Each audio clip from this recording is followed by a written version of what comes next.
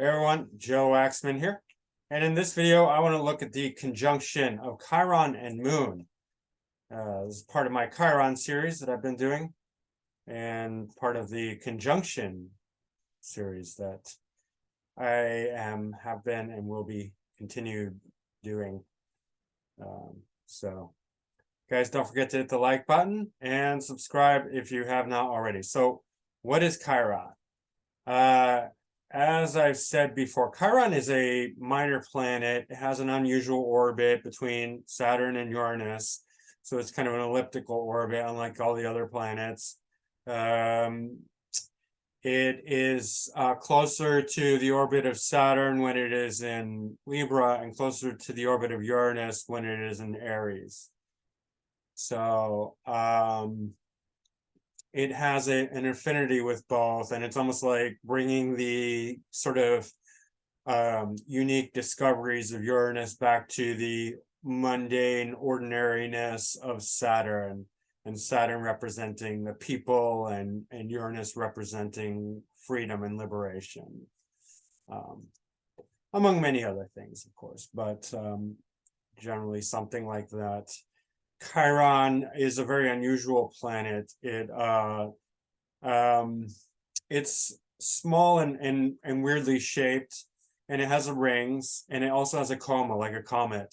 So it kind of breaks free from all sorts of definitions and stereotypes, right? Mythologically, Chiron was rejected by his mother because he was a centaur, but he was born very different from the other centaurs. He had full human body and a horse's, a horse growing out his butt, basically. Unlike the other centaurs who had a horse's body and just the torso and head of a human and arms, right? So you can see that he represents something very mythological. Not only mythological, but unique character, right? Something that stands out all on its own. Then he was a teacher and a healer, a very wise person and very good-natured. But he helped Hercules make a poison to defeat an enemy, and Hercules accidentally shot him in the heel, and then he died of his own poison. So he kind of has these two strikes against him. One, that he's so different that he was rejected by his mother, and number two, that he suffered this horrible wound that he couldn't recover from. But there are many good things about Chiron. Number one, being completely unique, and therefore a lot of creativity can come out of that, non-stereotypical, right? One of a kind. That's a sort of Uranian quality. Then the other thing is that he's a teacher and healer and a wise man, right? And knows a lot about many different things, including, all types of medicine, astrology, almost like a shaman, right? So those are the different aspects of Chiron. And what is Moon? Moon is our most personal planet. I mean, besides the ascendant, which represents our deepest sense of self and our body, Moon is our very close other, right? It relates to our mother, it relates to our home, our childhood, our heart, our deepest emotions and feelings, and our inner mind. It's our inner nature, and it's very important. I have a very strong relationship or strong sense of my own moon because my sun and moon are at odds, they're square. So I often feel that internal conflict, which highlights my moon even more. So I have always getting a glimpse of my own moon because it conflicts with my sun. Gemini sun, Virgo moon, they're like, Gemini wants to be all sort of, having fun all the time, wild and crazy, and Virgo moon's like, no, we have to be conservative and proper and Virgo-ish. Any case, Moon is very important. Moon's very sensitive, and Moon actually suffers the worst when it's conjunct a malefic planet like Mars, Saturn, Pluto, even Uranus or Neptune. And also Chiron can create a certain kind of sensitivity to the moon. The conjunction doesn't seem to be so bad right? The conjunction seems to be quite good, generally speaking, but I noticed that with Chiron conjunct Moon, there's a lot less successful people than with Chiron conjunct any of the other planets like Sun, Mercury, Venus, Jupiter. There seems to be an issue with Chiron conjunct Moon a little bit, perhaps creating certain sensitivities. I don't know, but for some reason there seems to be less successful or famous people with Chiron conjunct Moon than with other planets. And but those it still seems to enhance creativity a lot and makes a person quite one of a kind, right? It really stands out among the crowds when you have Chiron conjunct the Moon. But let's take a look and we'll see a bunch of different examples and all the signs. Oops. All right. And we're going to start with Aries as always. Aries is number one. All right. We start with Aries and we have Will I Am of the Black Eyed Peas. I like the Black Eyed Peas. I think they're fun. I like Will I Am. I think he's very creative, very intelligent, and definitely a unique character. Right. And my son, when I asked him to play some music for me, or what his favorite song was, the first one he chose was a Black Eyed Peas song. It was I guess Shake It Up or something like that, and it was very cute. He was dancing to it. It was fun. So yeah, he's got Neptune on the ascendant and North Node, so that's great for creativity, right? Imagination and all that. Sun conjunct Jupiter in Pisces, except great for, excellent for creativity. Jupiter expands the ego and also fame potential, right? Because Sun is our connection to the world, so it increases fame. Jupiter often brings success. Jupiter is in domicile in Pisces, so that's generally, very good. Fourth house, fourth house is good. I mean, it's not as visible as 10th or 1st or 7th, but it's happy at home. It likes to be it also likes to have an element of keeping it rooted, keeping it real, because homeland, true to somebody's roots or something like that, legit. It's kind of legit. Right? It's water house. In any case, Moon conjunct Chiron and Venus in Aries, in conjuncting the 5th house cusp, right? So that's for entertainment, art, games, creativity, stuff like that. Also children. So 5th house stuff is usually kid friendly, but maybe not always, because it depends on other factors. Obviously, Moon is ruling the 8th house, so that is not kid friendly. 8th house is definitely not kid friendly, right? But he's got his Saturn in detriment stationary in Cancer, conjuncting the 8th house cusp, 7th quadrant, but close enough to the 8th house cusp.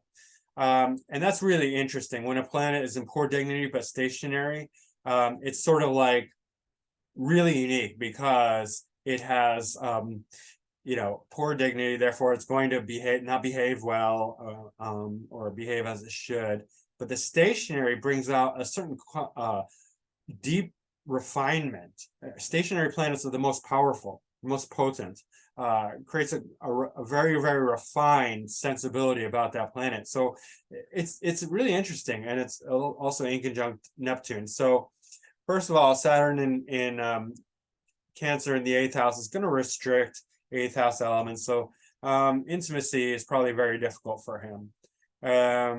Probably no inheritance to speak of, shared resources, things like that. Getting close to people is probably, an issue. He's very emotional about, probably, as Saturn is a planet of authority. Now I'm breaking it down a bit more than I should probably, but there's going to be issues around the 8th house, but at the same time, he he has a unique sense of leadership and rulership because Saturn's authority. He's probably personally biased because moon emotions gets in the way, but at the same time, there's something very intelligent about the way he makes decisions and decides things, and it's also influencing his creativity. So yeah, something like that. Moon is ruling the 8th house, so it's bringing in also 8th house is very, very raw and real and toothy, not toothy, teeth, has grit, has backbone, right?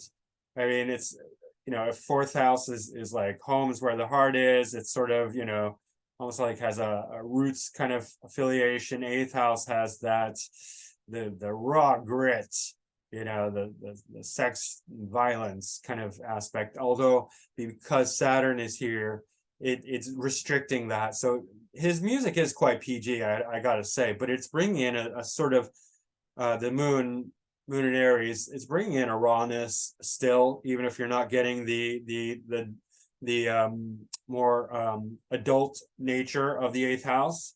You're getting some like essence of it somehow with this moon Venus, moon Chiron Venus. Venus is also enhancing the creativity. Venus is not great in Aries, but for creativity, I think, a lot of times these poor dignity planets work well. Yep. Mars has a really nice trine to Pluto in the 10th house. He's definitely very control-oriented, power and control-oriented. He definitely wants to be the leader of his group. With Pluto in the 10th, Saturn in poor dignity in the 8th, very probably like, demanding, but not necessarily fair, but certain kind of brilliant thinking anyway, regardless. Mercury's in Aquarius, that's very inventive. In any case, that's Will.i.am. Definitely a standout kind of person, and I think Chiron really creates that a lot. Defies stereotypes, makes total, very, very unique type personality. Mercury also has a little bit of a trine to Uranus, even though it's out of sign, and then Uranus is bonifying this Mercury, so that's quite good. Mars semi-square Sun seems quite aggressive. I'm sure he can get angry at times. In any case, all right, so that's Will.i.am. I don't want to spend too long on each one because there's 12 we got to get through, and it takes a long time. All right, we're gonna go. All right, who else has it in Aries? Sorry about that. Let me just close this for a second. All right, Marlon Brando, Tyra Banks, Enrique Iglesias, Ava Longoria, Malcolm X, Justin Trudeau, Billy Joe Armstrong, Lauren Bacall, and Will.i.am. All right, let's go to Taurus. And while I'm here, I'll just read off Taurus's list, and we'll go to the one I picked for Taurus.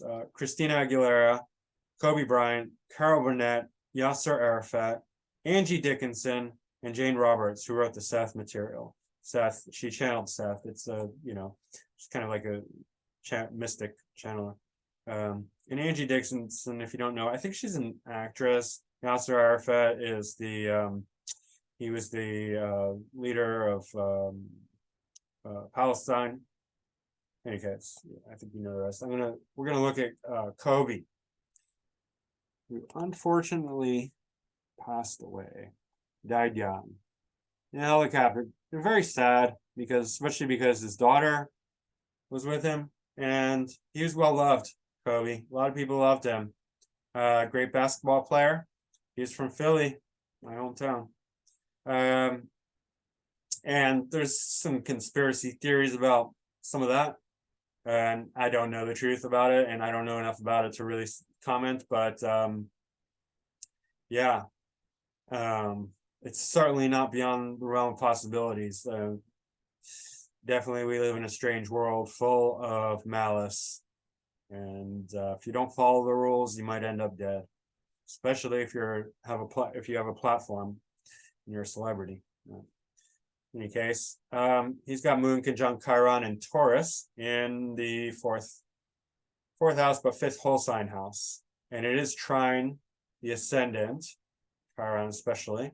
And so, you know, that really helps him become like this unique character. I mean, there's a lot of good basketball players. He was among the best, so that alone will make him stand out. But I think even if he wasn't, there's something about him that was just kind of unique and that people noticed above most of the other players. Yeah, plus he's got Jupiter and Cancer in the 7th, so that alone will make people love him. You know, a good Jupiter in the 7th or 11th will create a lot of possibilities, or not possibilities, fans. I don't know why I said possibility.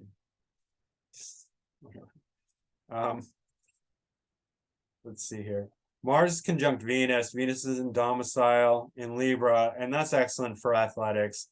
What's not excellent is the Pluto here, which is deep and obsessive and powerful and controlling. So you know that his physicality he was obsessed with training and being, you know, the best, right? That's what I've heard anyway. Like he would train far beyond other people. Let's see. And this moon definitely has some bad aspects on it. It's opposite Uranus in Scorpio, which is sort of like accidental, sudden death. Uranus rules accidents, physical accidents. Let's see here. Pluto, it's more Mars, but Pluto's also conjunct this Mars, and Mars is in detriment here. In conjunct the moon, basically. And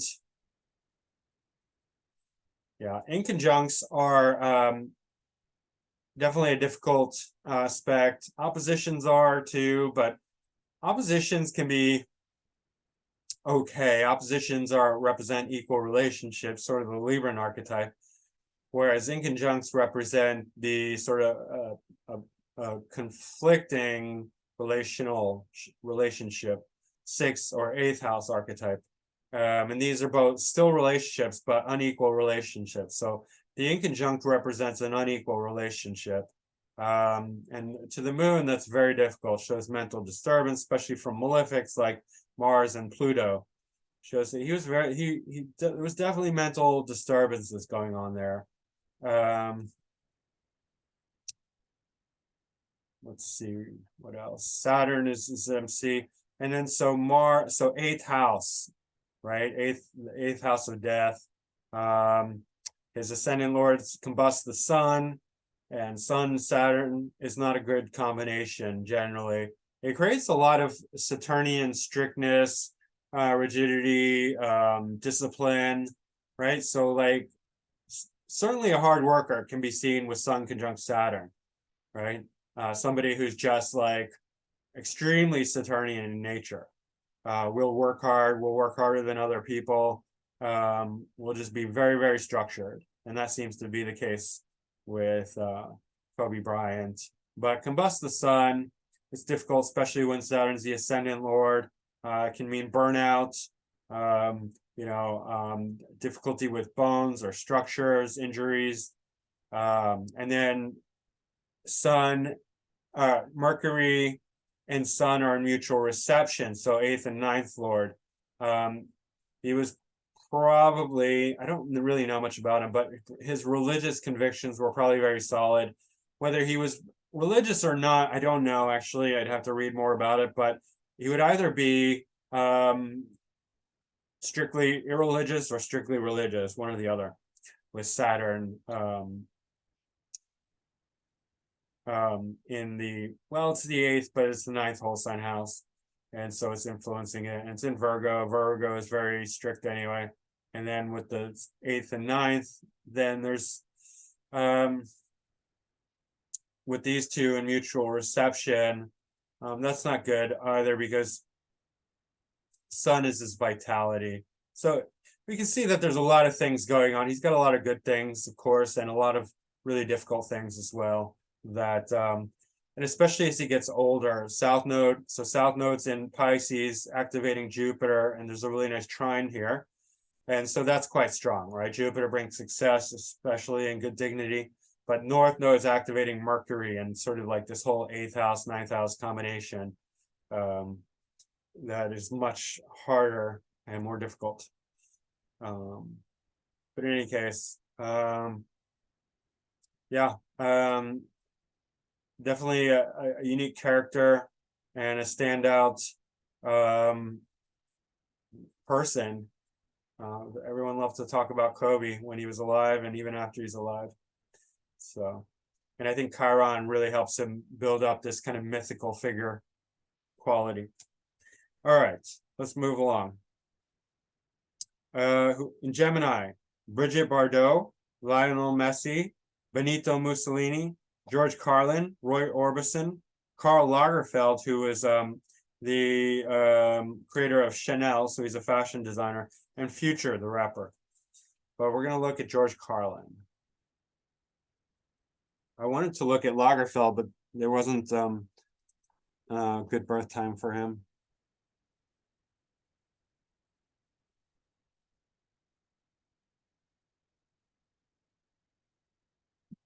Oh, excuse me. All right. George Carlin, comedian, obviously strong Gemini influence there. And yeah, the strong 10th house, South Node. So Chiron conjunct the moon. Moon is ruling the 12th house. So for creativity, Pluto in the 12th, that's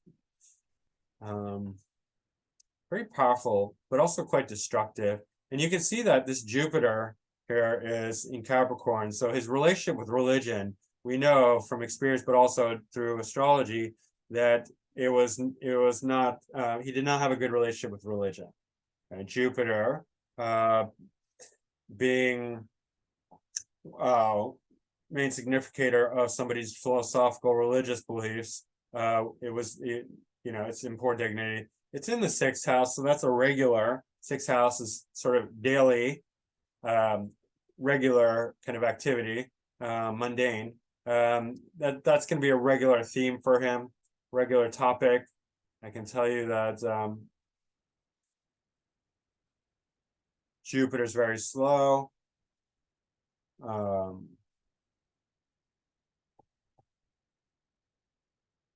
Let's see how slow.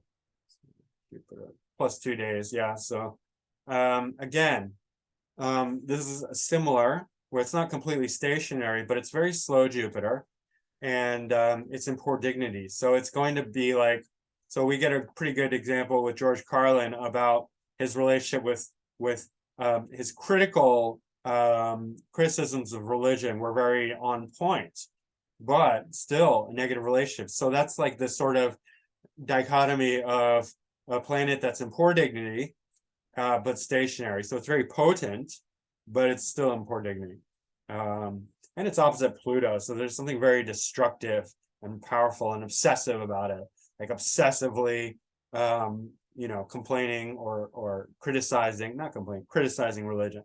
And of course, religion is very ripe for criticism, right? Organized religion. Neptune is square the nodes, so this is something that he has to take on. Neptune, the 2nd house, Virgo, criticism, Neptune, creative, imaginative, film photography shows, stuff like that. The arts, so speaking, critical, something that he has to.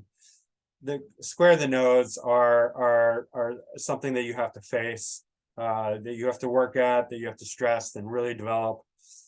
Because it's a square, so it's something difficult, something challenging, something that you have to work hard for, and the nodes are kind of our destiny, our obsession that we really have to pay attention to.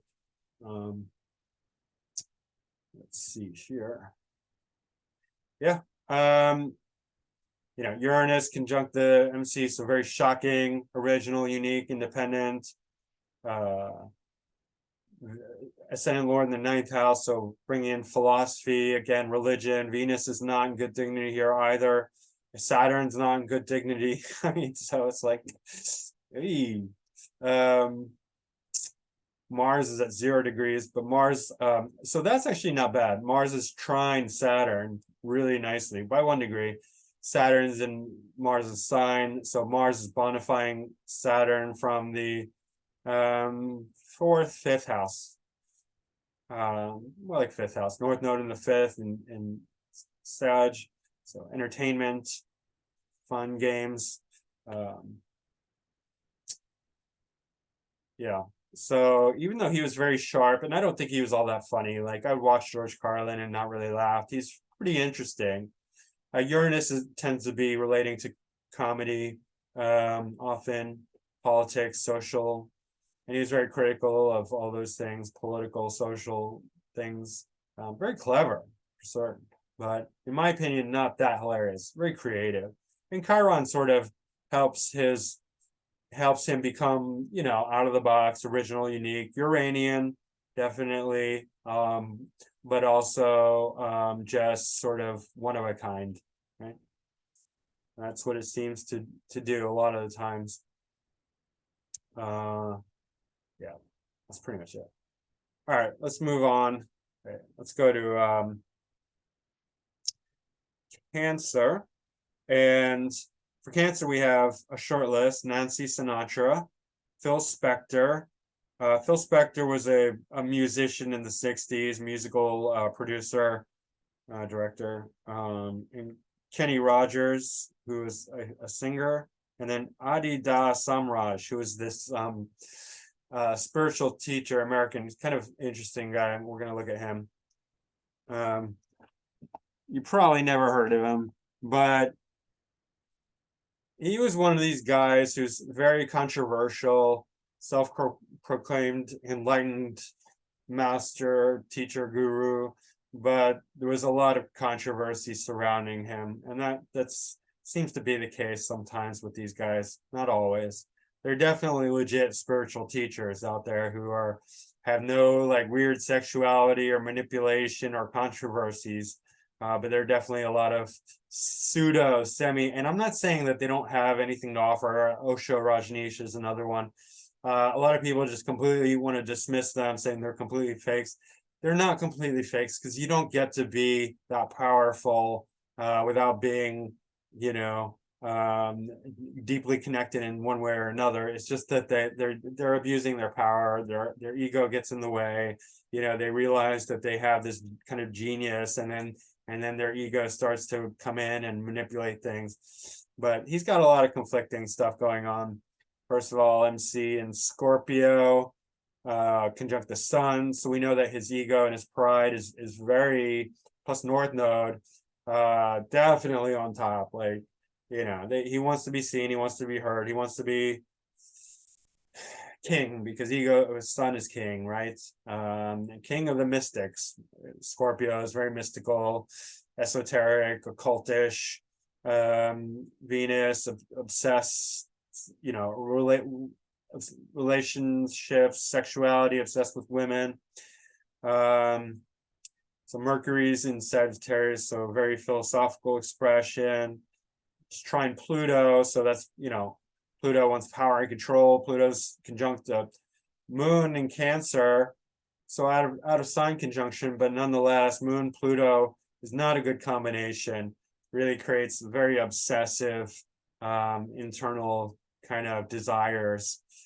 He does have a grand water trine, a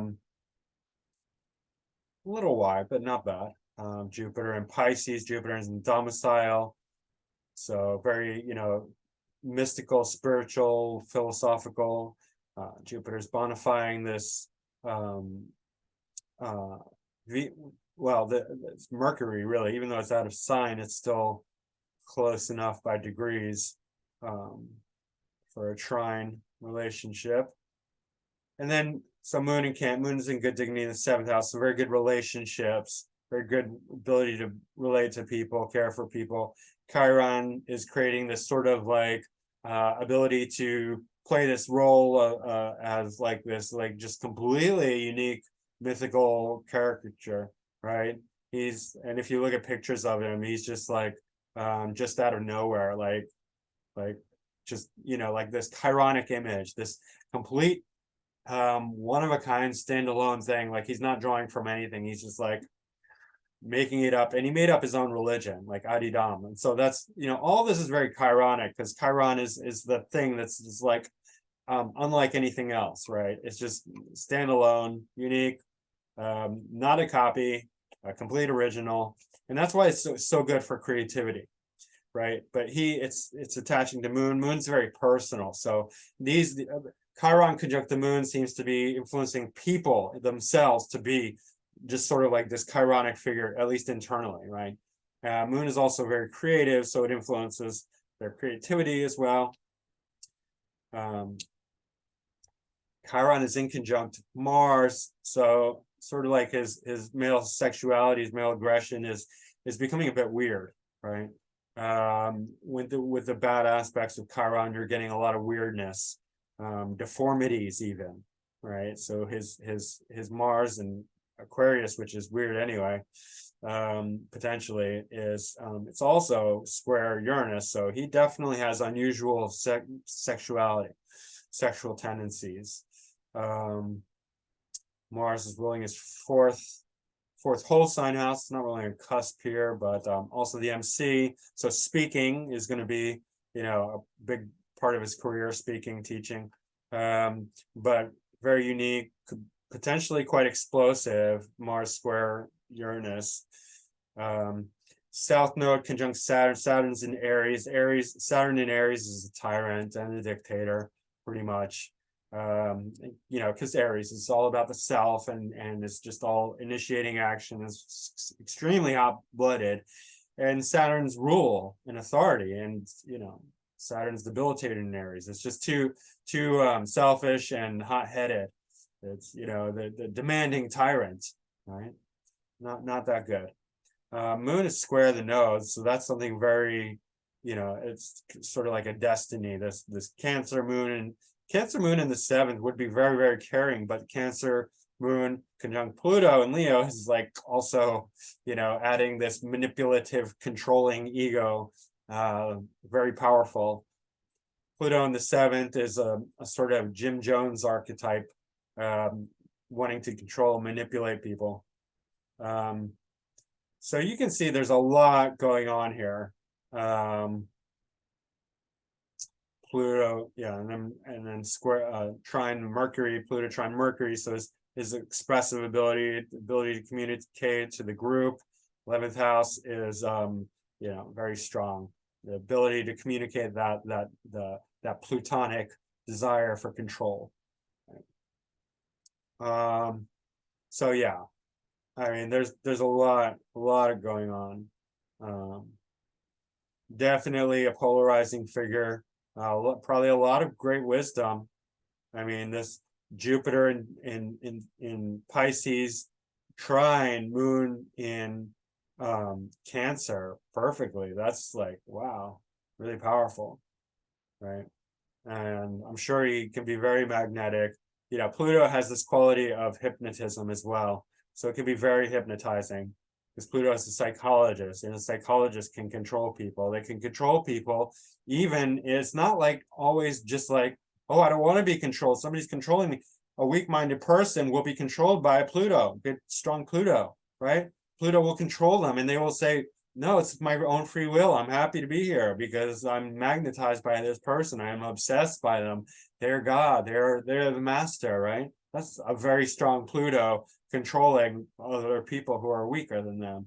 And so that's how Pluto operates. It's not just like, oh, damn you, you're controlling me and I want to be free. No, like they're not aware. That's a good Pluto that can really just dominate the person, so much so that they're willing slaves, willing, you know, participants. In any case, that is Adida Samraj. a mixed bag. I'm not saying he is all wrong or bad, but definitely there is controversies. All right, let's go to Leo. And for Leo, we have Paul McCartney, Barbra Streisand, Ted Kaczynski, the Unabomber, Brian Jones, who was a former guitarist of the Rolling Stones, Larry Flint, and Graham Nash. Graham Nash was Crosby, Stills, Nash and Young. He was one of those hippie guitarists, musicians. All right, and we're gonna do Larry Flint, the Penthouse guy. Just because it's interesting. There was that movie with Woody Harrelson about Larry Flint, like some court case. I didn't even watch it, so I don't know. I just know he made Penthouse. But, okay. Mercury Ascendant Lord, Mercury in the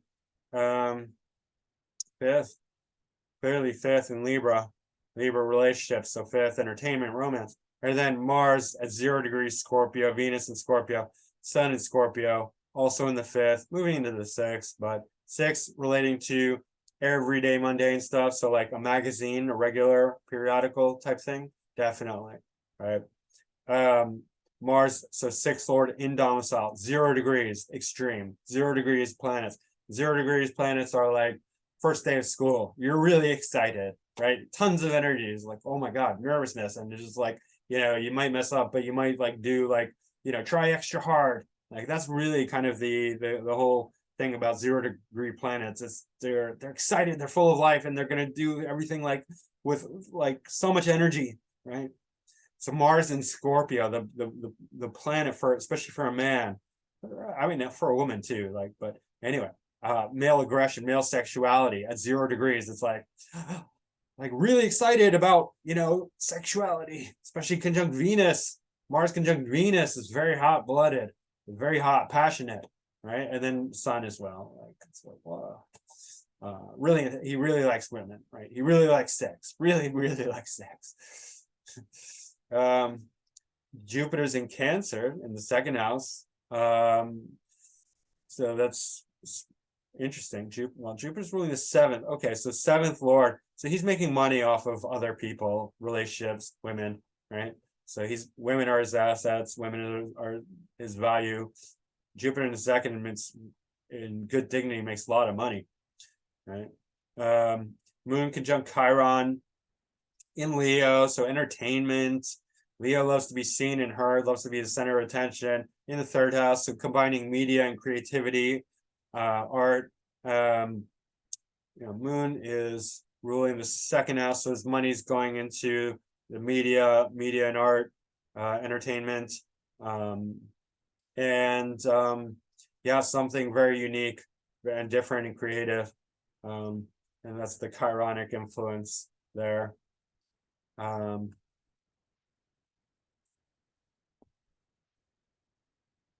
North Node in Virgo. So Virgo would definitely relate to magazine, something,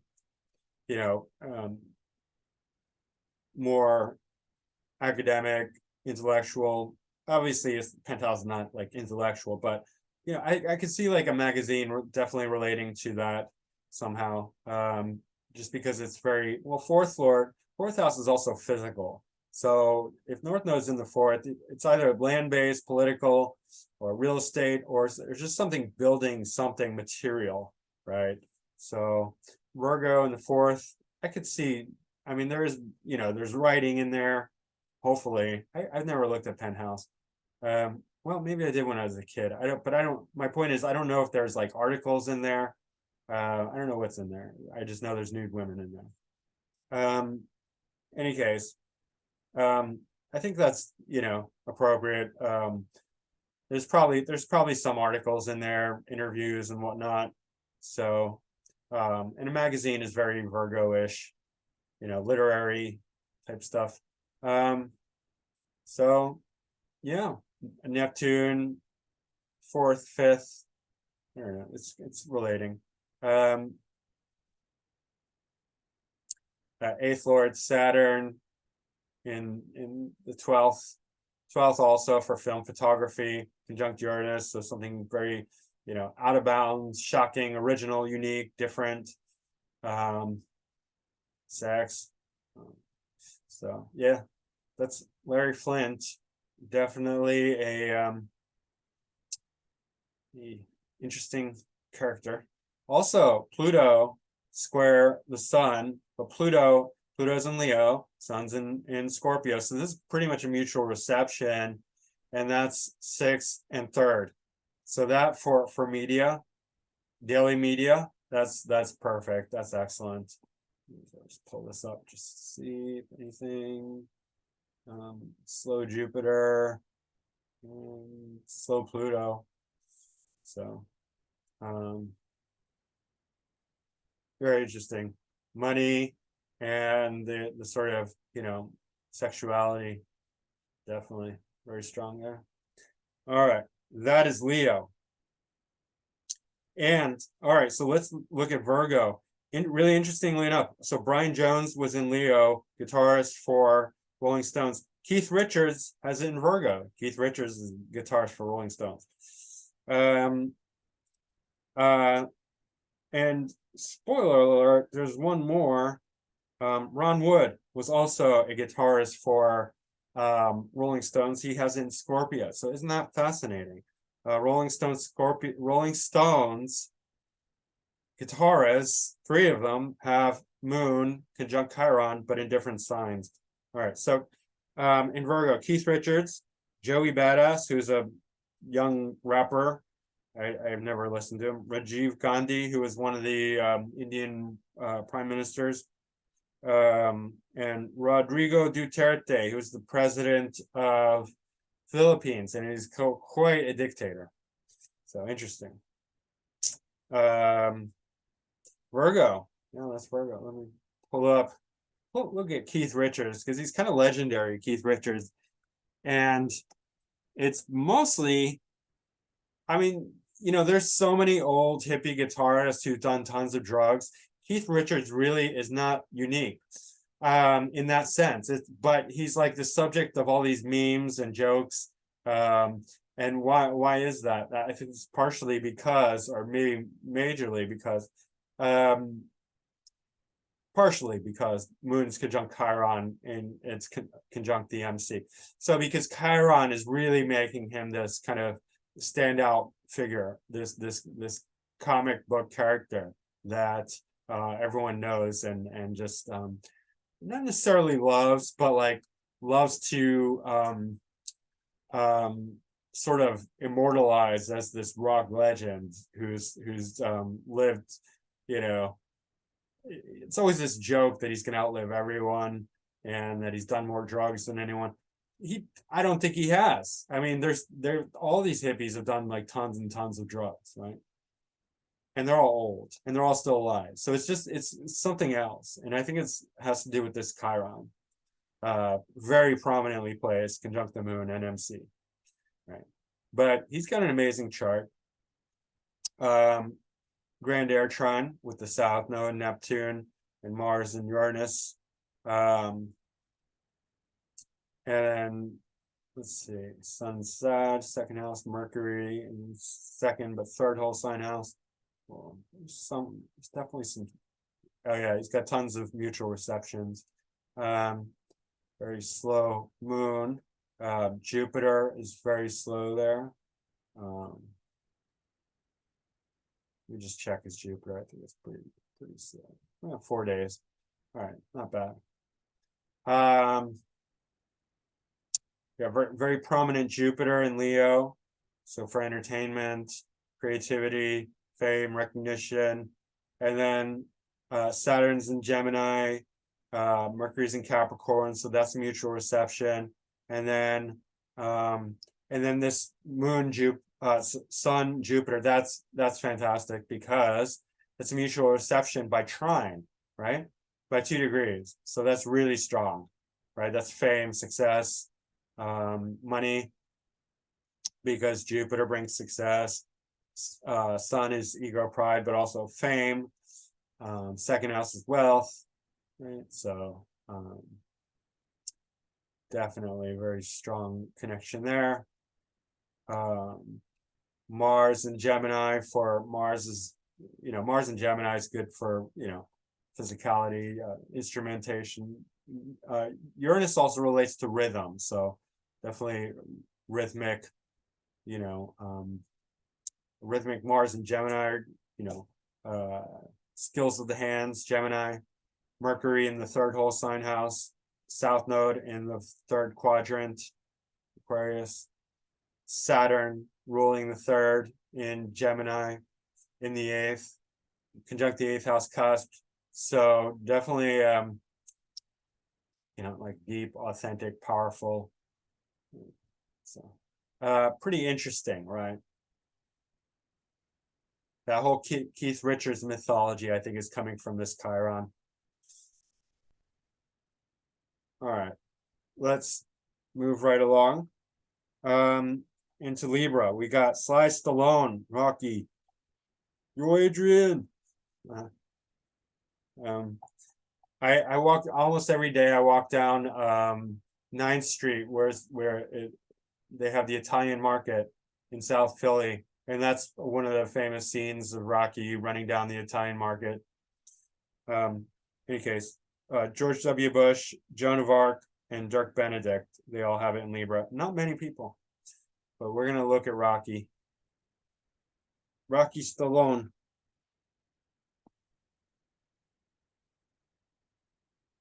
Because he's got an interesting one.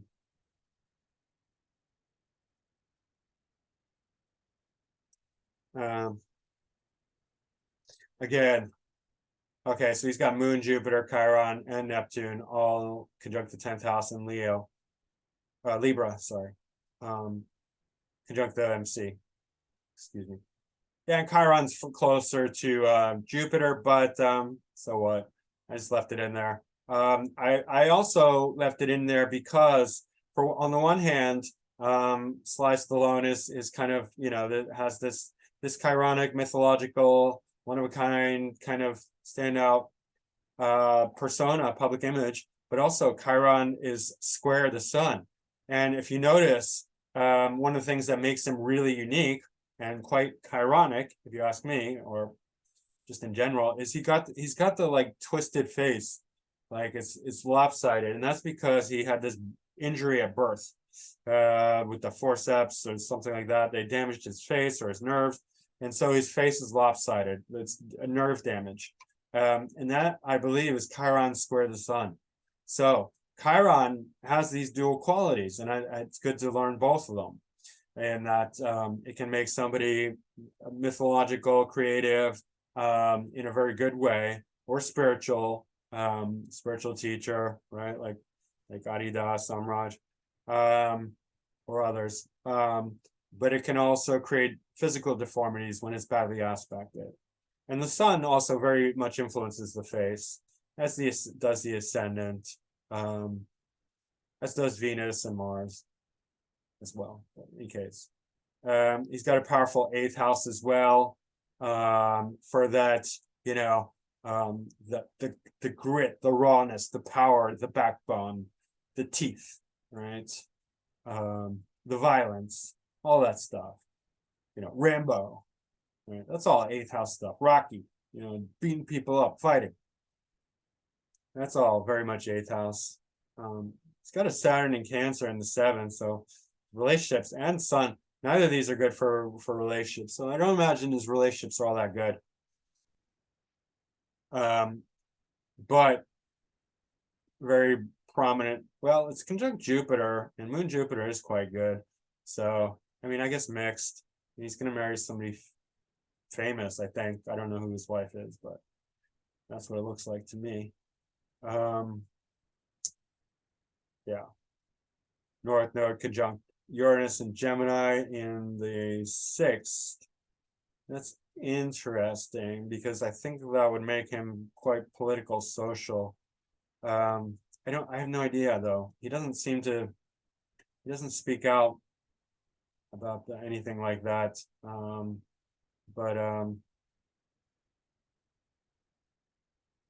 6th house is also very competitive and fighty, so he likes to fight. Hey guys, but it's very close to the 7th house, so that it's also relational.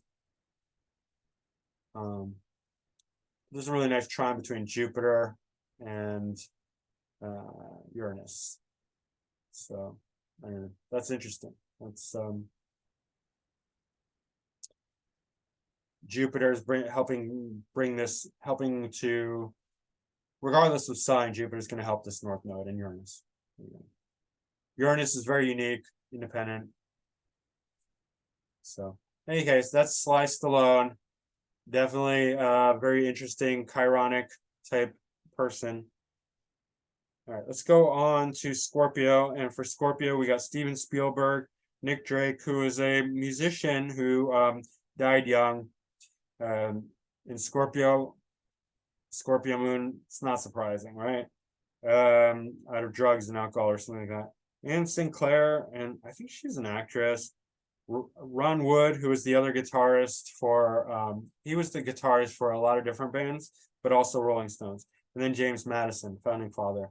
So not a lot in Scorpio, but Steven Spielberg, we're going to look at.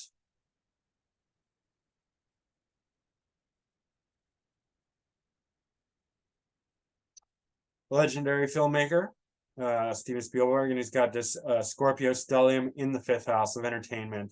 Scorpio, deep, dark, dramatic, heavy, right? Brutal. Sex, violence, death, all that. Even though a lot of his movies were, I don't even know all his movies, but a lot of his movies were PG. So somehow he's not going for the deeper, darker scorpionic elements, but he is bringing in that depth, right? That Scorpio has. And then Mars is in Capricorn, and maybe that's why Mars is not in Scorpio. Maybe if Mars was in Scorpio, it would really be much more sexual and violent. But he doesn't, his movies are often like PG, right? I don't but they can deal with very heavy subject matter. I think at times. Didn't he do Schindler's List? In any case, whatever. He does have Moon in Chiron Conjunct, also Jupiter, and then Venus. So Moon is his MC Lord. So definitely this strong ability to think outside the box, to be very creative, original, unique, chironic, bring in mythological elements. I mean, E.T. has this chironic feel to it. I don't know all of his movies offhand. Neptune is exactly square the ascendant, so that's something that he's going to have to struggle with. But interesting. It's in the 4th house. Let's try its north node. Saturn and Pluto are conjunct in Leo in the 2nd house, so that's very intense, very heavy. And Saturn is square Moon, and Pluto is also square, but more closer to Jupiter. But Pluto is the co-ruler of Scorpio, so that's probably helping it out. But Moon square Saturn, this is very difficult, very dramatic. In his personal life, I'm sure he struggles a lot with mental health, right? Well, he's got his Jupiter there, but still, he probably gets depressed a lot, especially with this square. I mean, not only is it in Scorpio, but it's square Pluto and Saturn. But this translates well into conflict in movies and drama. Very serious, very heavy. Something that, it would be a nail biter, right? Situation. South node conjunct Mercury is very good. Brings in a lot of intellectual stuff, but I mean, in Sag, it's much more high-minded, right? It's not very logical. Sun is conjunct Mars. Mars is in Capricorn, so it's exalted. So that's quite strong for the action elements, career success, dispositing the Scorpio house, even though it's not really in the cusp.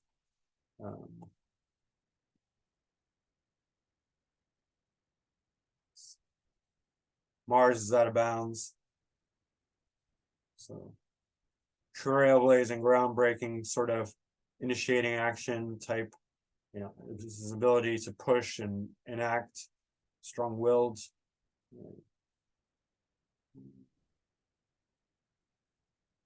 Nothing really stand out here.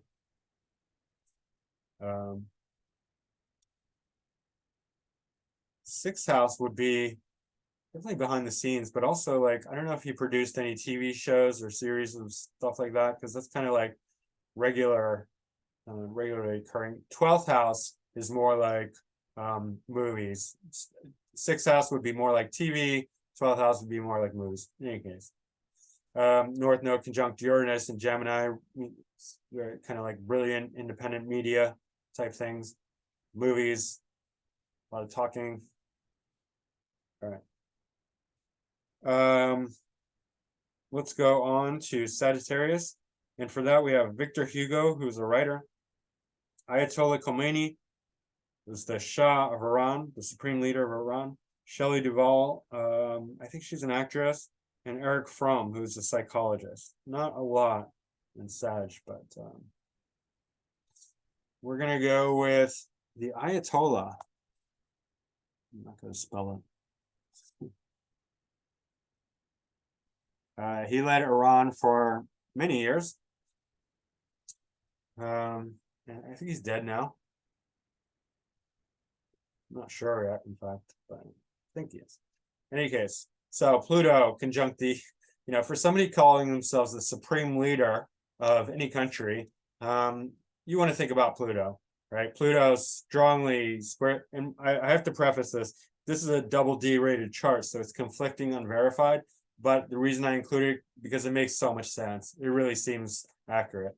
In any case, South Node and conjunct Pluto, conjunct the MC in Gemini. Surely this person wants to call himself the supreme leader of the land of Iran. Neptune in the 10th house, so he's also going to lie a lot, right? Perpetual liar, like Joe Biden. I had to throw that in there, I always do, because that's what it means. I mean, that's literally what it means, and that's what it is, and that's the fact. It's the truth. It's not propaganda, it's not nonsense, but these are propagandists, the Ayatollah and Joe Biden. They just lie. They can't help but lie, and that's all they do is lie, and they're perfectly comfortable with lying. So, yeah. Mercury's ascendant lord, so it's in the 9th house, so he's very religious. Obviously, and then Venus sextile Mercury, Venus ruling Mercury's sign, so Venus is bonifying the Mercury, the ascendant lord, and the MC lord, the career, right, by sextile. So that's quite good. And that also helps the Sun and Mars, because they're also there, and Mars not so good in Taurus, very stubborn though. Mars and Taurus are very stubborn and expert at saying no to things. Mercury is trying the ascendant, and that's bonifying the ascendant. So that's quite good as well, right? But then he's also got this very powerful 4th house, because 4th cusp is bonified by Jupiter and Sag, Jupiter and domicile, North Node, Uranus. So Uranus dealing with politics, social issues. Jupiter bringing success, philosophy, religion. North Node, obsession. 4th house, homeland, politics also often. 11th house, 4th house, Uranus, Moon. These are all political indicators, right? 11th for social, political, big view. 4th house for protecting the homeland. Right. Those are both,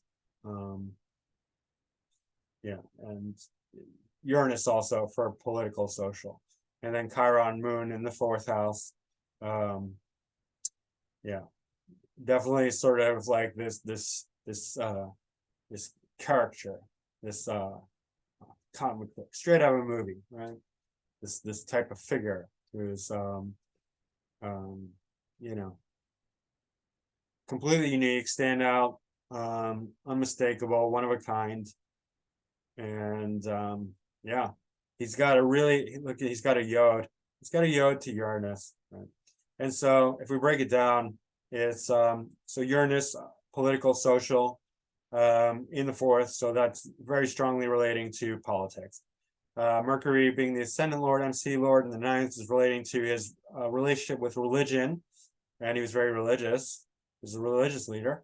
And the in conjunct shows an unequal relationship. Now you look to the more personal planet, and then that would be Mercury. So Uranus is eighth for Mercury. So that means the politics are kind of overriding his personal religious ideology. At the same time, Venus is in the sixth from Uranus. So that's also an unequal relationship, but coming underneath. And no, I mean, I said it backward. Uranus is in the sixth from Venus. So, and Venus is ruling the eighth in the 11th. So somehow that the religion, it's mixed. In one way, he wants to put politics and protection of the homeland, which is his real duty, above religion, above his religion and philosophy. At the same time, Venus also represents the ninth house, and it's in the 11th house, also relating to politics. That, and the Uranus in the fourth is coming underneath or serving religion. So it's this dichotomy between the two, between putting politics and really serving the people above his religious convictions, and at the same time putting his religious convictions, or having the politics serve the religious convictions, right? It's this mixed bag. And then, you know, Pluto above all, you know, wanting to rule, wanting power, wanting control. So it's very interesting, right?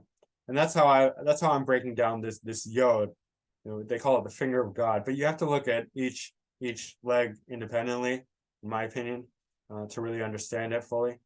Uranus is also square the ascendant, so there's a lot of going on. I mean, he's also very rebellious, right?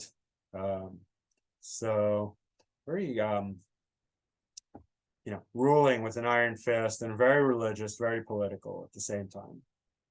And then Neptune is opposite the moon, again opposite Chiron and the moon, so very definitely delusional, lying, lies, a lot of lies.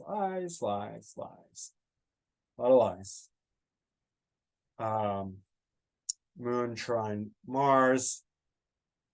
Yeah, well, and that's not bad actually, because Moon is exalted in Taurus, so that's helping this Mars. Mars ruling the eighth house, power, control, and third house, communication. Saturn's in Capricorn, so he's very strict and disciplined, and he expects everyone else to be. So ruling with an iron fist. Ayatollah Khomeini. Alrighty, that is Sag. And moving on to Capricorn, we have Francois Hollande, who is the president of France. Harvey Weinstein, who you all know, big figure in the Me Too movement. Love the women. Kim Basinger and Ron Howard. We're gonna look at Ron Howard. And you can see there's a lot of these movie people, because Chiron lends itself so well to creativity, mythological figures, creative, you know, creations, one of a kind, unique creations. And just, okay, so Ron Howard's chart, like, look at the symmetry here. It's beautiful, because, you know, when you're making movies, you have to have order and symmetry. Otherwise, well, you don't have to, but I mean, it makes for a really orderly flow of things. I mean, this is almost like an occult symbol here. It's like, looks like a star, right? In any case, he's made tons of brilliant movies, right? Tons. I mean, and he was also an actor, childhood actor. He was in Andy Griffith's show and Happy Days, Richie Cunningham. I used to watch that as a kid. But then he became this amazing producer, director, even writer. He's got his North Node squarely in the 10th in Capricorn, so leader Moon, and then Chiron. And then Moon is not very good in Capricorn, obviously, because it's in detriment. Moon in Capricorn doesn't know how to express itself very well. So you can see like there are issues with him acting, like he feels a bit limited in his ability to express himself with this Moon in Capricorn. But as far as like directing, producing, that's much more of a Capricornian role. Capricorn wants to be the boss, not necessarily the showman. That's more of a Leo kind of thing, right? Even though he's still good at it potentially. I mean, and he also has Pluto and Leo in conjunct Moon, so there's some issues that I can tell that he has with acting. Pluto in conjunct Moon is going to be very difficult. Let's see, Moon is do it for Moon, and that would be an 8th house Pluto, eighth house in conjunct. So Pluto is definitely dominating his Moon, which is hard, very difficult. Right? Yeah, there's something very obsessively controlling that he feels that he can't express himself well enough. All right. Mars is in the close to the 9th house cusp, so high-minded, philosophical. Mars is also square Sun, but this is very strong for making movies. Venus exalted conjunct Sun and Mercury in the 12th, on the 12th house cusp, right? I mean, these arguably are more in the 11th, but it's moving into the 12th house cusp, 12th whole sign house. And that's trine to Saturn and Scorpio. So very dramatic, deep, intense. Neptune in the 7th, great for any sort of artistic creativity. Not so good for relationships, likes to lie to people, I'm sure. Attracts, partners who are either artists, spiritual, mystical types, or into drugs and alcohol. Stuff like that. Jupiter square Venus, but bonifying it as well. So that's quite good because Jupiter rules Pisces, Jupiter from the 3rd. But in general, so Ron Howard, Capricorn limits it. Capricorn sort of subdues this quality of being like this personal, like Ron Howard doesn't really take the spotlight. We see him, we know he's behind the scenes doing, making great movies, right? So that's a very Capricornian Moon kind of thing. But Chiron definitely helps him with his creativity, allows him to be a very creative director and producer and writer. All right, so let's move along. Aquarius, who do we have in this combination? Aquarius, Bruce Willis, JFK Jr., Melanie Griffith, Chris Isaac, David Copperfield, LaToya Jackson, and Cameron Crowe. And I want to look at David Copperfield because that's interesting. Change of pace. Yeah. David Copperfield, the most successful illusionist of all time. And why is he an illusionist? Well, let's find out. And what does Moon Chiron have to do with it?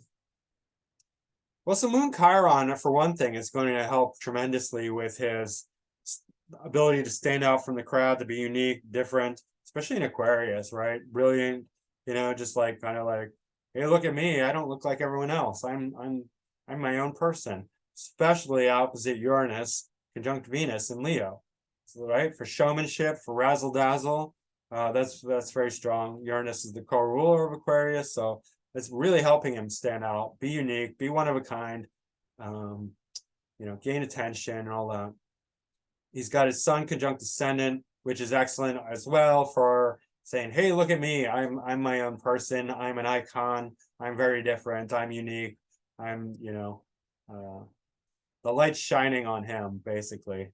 And as a Virgo archetype, Jupiter's not so good in Virgo, but good for Virgo things. Very limited, not good for, he's potentially depressed at times. But Jupiter is also ruling Pisces. So bringing success to this Mars in Pisces in the 6th house. So 6th house is very competitive, but it's also mundane, daily routine. Mars in Pisces, so Mars, physicality, action. Pisces is where we look to for things, illusions, right? Illusions are Pisces, 12th house. So we see Pluto in the 12th, Jupiter in the 12th, moving into the 1st. But those two things, and then Neptune as well. But so for physicality, Jupiter's bonifying this Mars. Mars ruling the 7th, going into the 6th, an illusion. So he's attracting people into this illusory space of Pisces. And Scorpio ruling the 3rd house with his hands as well. So that's quite strong for somebody like him, an illusionist. You know, Moon and Chiron in the 5th, entertainment. See, Mercury in the basically in the 1st, right? Ascendant Lord Mercury and Ascendant Mercury also ruling the hands, right? Ascendant Lord and MC Lord, career, Mercury in Libra, trining this Moon. That's quite strong as well. So you know, he's connecting his expression and skills with the hands with something kind of well, his inner mind, but also something very unique. Aquarius is very mystical, very high-minded, very brilliant, right? Original.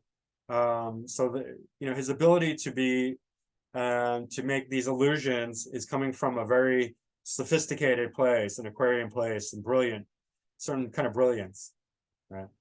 Neptune and Pluto are sextile, so Pluto's in the 12th in Leo, so the showmanship and the illusion quality is coming from this Pluto. But Neptune is you know, also Neptune ruling the illusory nature as well, and that's also you know, in his 2nd house, so connecting to his speech. So somehow he's relating speech to his act. You know, I've never seen David Copperfield, so I don't know how this relates, but somehow he's like, you know, able to talk it up and to make it, I don't know, he's using speech in a way that helps with his illusions somehow. Pluto square Saturn in Scorpio. Well, Pluto is the co-ruler of Scorpio, so that's not a terribly bad combination. Saturn in Scorpio is very deep, very intense. Again, Scorpio is the water sign for hiding things, for you know, pulling rabbits out of a hat, for mysterious, like kind of mystical occultism, secretive kind of things. Saturn's ruling the 5th and 6th house, so entertainment with the hands. 3rd house, right? That all seems to work. And then this square is pretty intense, so there's probably a lot of drama, right, in his acts. A lot of scary, dark. I mean, maybe he probably definitely involves danger. A lot of these magicians do, like, I'm gonna lock myself in a tank and I'm gonna drown or burn myself, or a knife's gonna go through my head or something like that. A lot of these, you know, acts that are very scorpionic, right? And so that would relate as well. And he's got his North Node in Sag, very conjunct this Saturn, but it's in the 3rd basically. So again, skills of the hands. South Node in Gemini, skills of the hands. So a lot of that. Yeah, I think that's basically it. Back to the Moon and Chiron. Moon ruling the 11th house cusp in the 5th, so he's bringing, you know, groups and networks and crowds to his entertainment. And 11th house also is very Aquarius also has that 11th house vibe, so it has this very progressive quality, inventive, Aquarian invention kind of thing. Definitely very interesting. He puts on a very interesting act with the Aquarian influence. And then Chiron, something kind of unique and standout, mythological and comical caricature, something like that. In any case, that's David Copperfield. Let's go to Pisces. And in Pisces, we have Marie Curie, the scientist, Steve Carell, great comedian, Lisa Marie Presley, I guess that's Elvis's daughter, and then Joe DiMaggio, baseball player. But we're gonna look at a change of pace, a female scientist named Marie Curie, and her name rhymes. So that's how we can remember who this is. If you need to. I don't know, I'm just teasing. MC, all right, first of all, MC in the 11th whole sign house. Again, this is a brilliant combination because we're bringing in Aquarian and Scorpionic qualities. So Scorpio often relates to scientists because Scorpio loves to dig deep and pull things apart, right? Research, science, discovery. Scorpio wants to go into a cave and pull out a diamond, right? So that's the kind of thing that happens with Scorpio, whether it's in science or psychology or mysticism, occultism, astrology, anyway, a whole bunch of things. Sexuality, criminality, in any case. 11th house is very progressive, inventive, high-minded. It can be social, political, can be groups, networks, friends, things like that. But it can be just like, like the scientific, inventive kind of thing. She won 2 Nobel Prizes, right? And there's Mars in Scorpio, Venus in Scorpio, Saturn in Scorpio. Saturn is very scientific, and then Sun in Scorpio, right? All conjunct the MC, so career. 10th Lord in the 10th house, so very strong career. Her South Node is conjunct Venus, not Venus, Moon and Chiron in Pisces. In the 3rd whole sign house, but 2nd quadrant. So that's interesting. Jupiter is in the 2nd in Aquarius, so knowledge, Jupiter, expanding Aquarian knowledge, so very scientific knowledge. So she probably, it's encyclopedic. She probably has an encyclopedia brain, right? Just knows everything about science.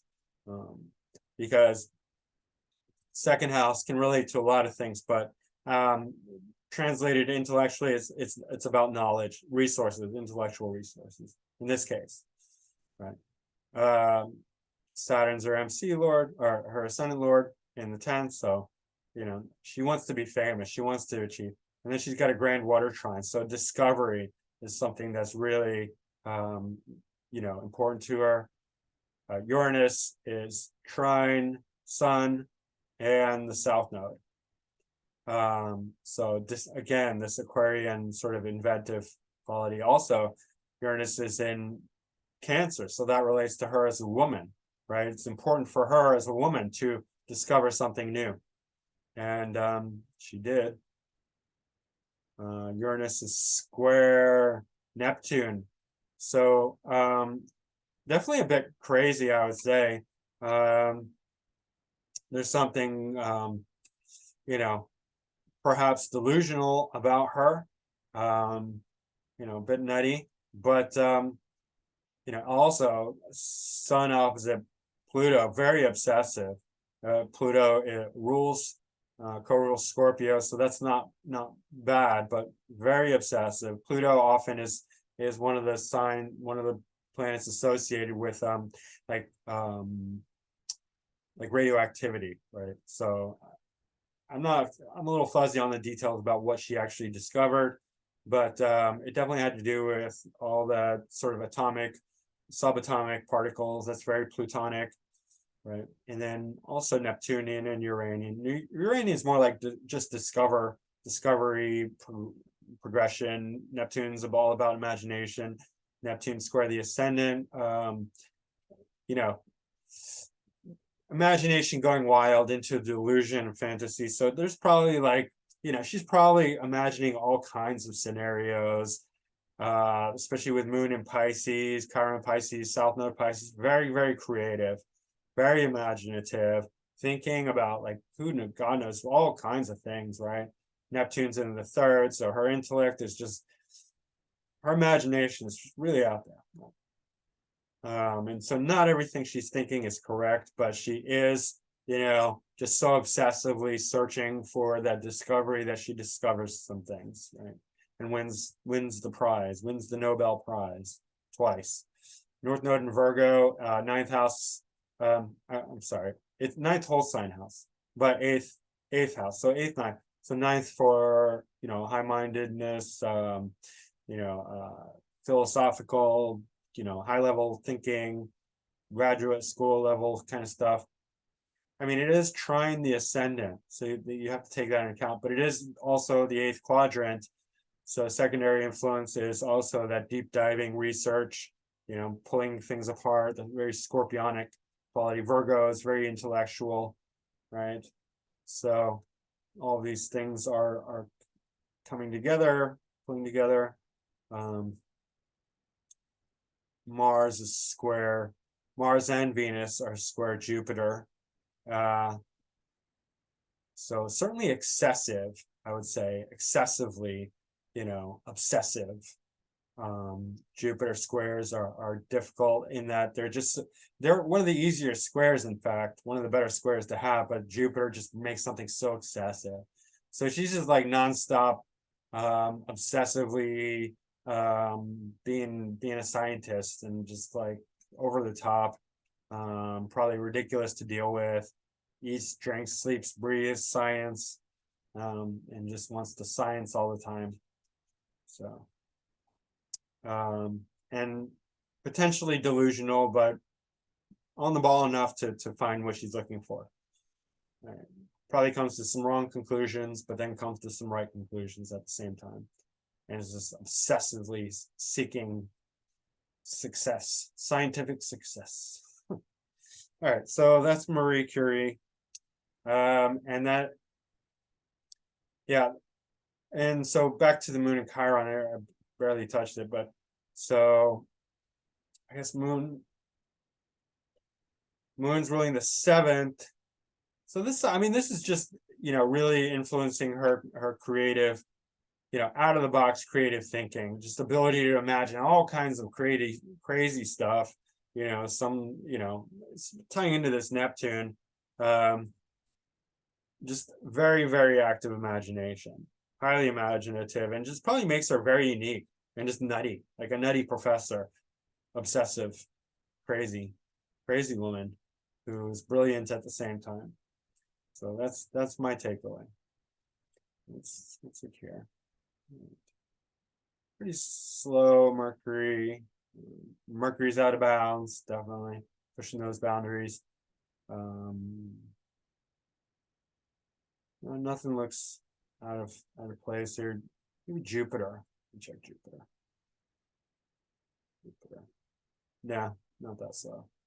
In any case, that's Mercury.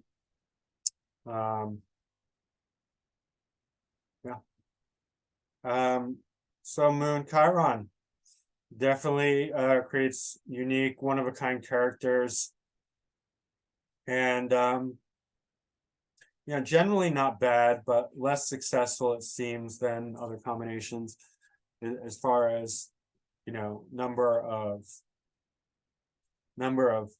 celebrities with this combination, but a lot of really creative artists, musicians, movie makers, and producers and whatnot. All right, guys, I hope you enjoyed this. Please hit the like button if you did, and subscribe to my channel if you haven't already. Leave a comment down below. Let me know what you think, and come to my class on Sunday the 29th of January. It'll be all about retrogrades. I'm going to do a presentation and then followed by Q&A. Just email me to get on the list. And I'm just asking $10. I want to, just make it one even price, just $10, if you can afford it. And if you can't afford it, just let me know. But come to that, and book a reading with me as well. My email is macrogoldmachine@yahoo.com. My website is macroastrology.com. And I will see you again soon. Next video is Chiron Conjunct Mars.